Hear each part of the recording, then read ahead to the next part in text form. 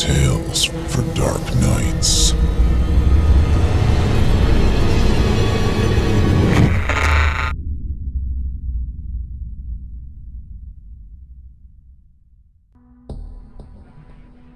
Good evening. For your enjoyment, we'd like to bring you this spine-chilling tale of terror from my personal collection.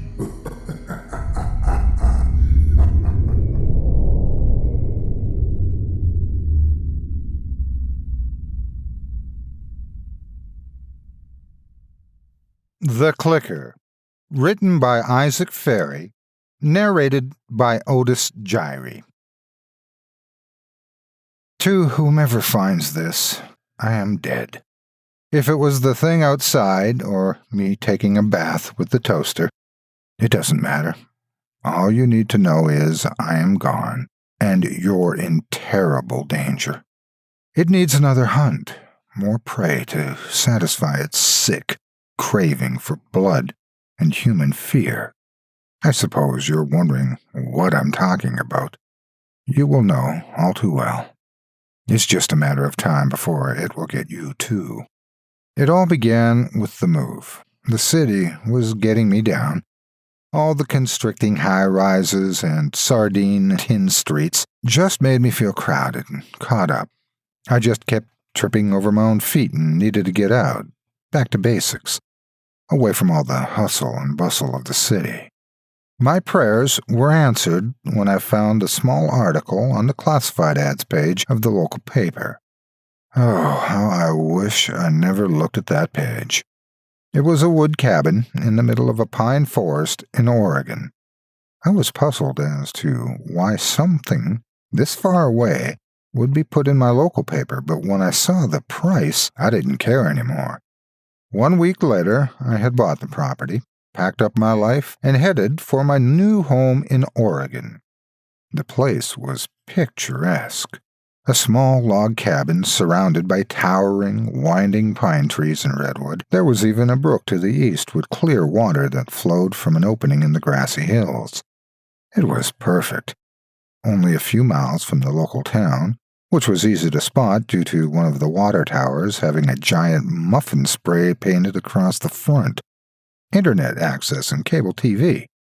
I felt I could spend the rest of my life here.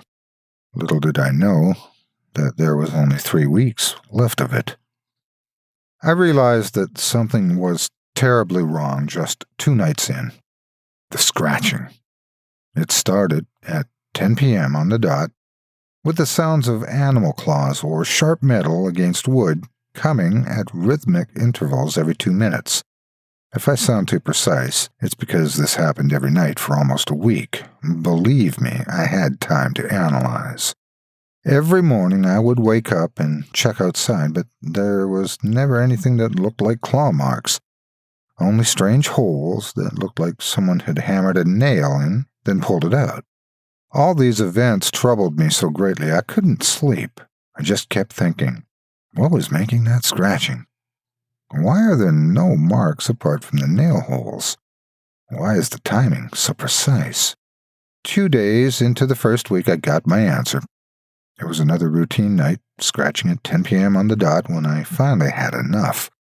I put on a coat, grabbed a flashlight, and slowly walked my way to the door.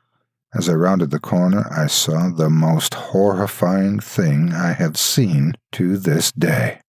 There was something that stood at my wall. It was towering, yet hunched and skinny. I saw its vertebrae poking out of its thin, ashen skin.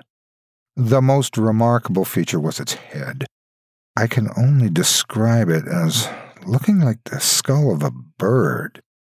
The creature had one of its taloned fingers embedded in a large piece of bark, and with its other hand it was clawing, making rhythmic scraping and scratching. The creature noticed me almost as soon as I noticed it, ripping its claw out of the side of my house and getting down on all fours to face me.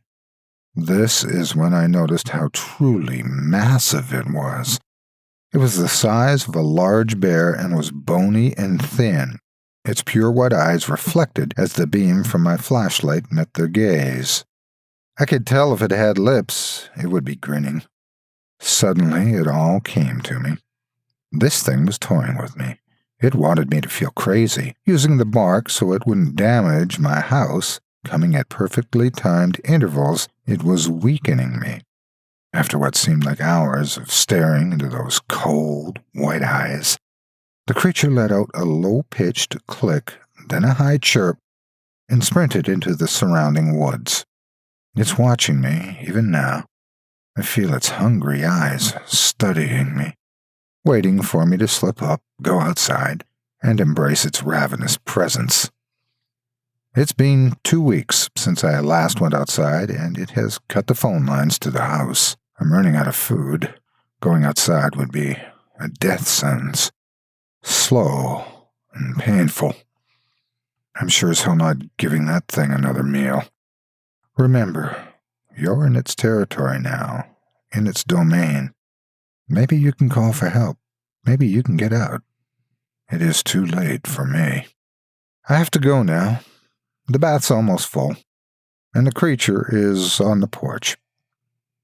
It's now or never, I suppose.